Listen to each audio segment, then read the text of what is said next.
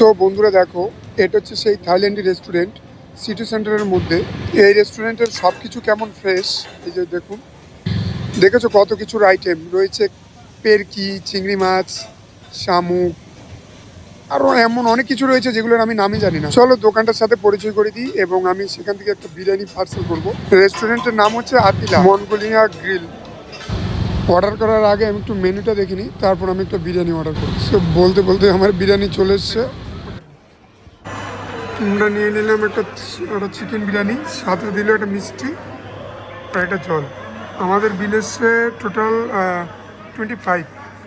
একটা আচ্ছা মিষ্টি খেয়ে দেখবো।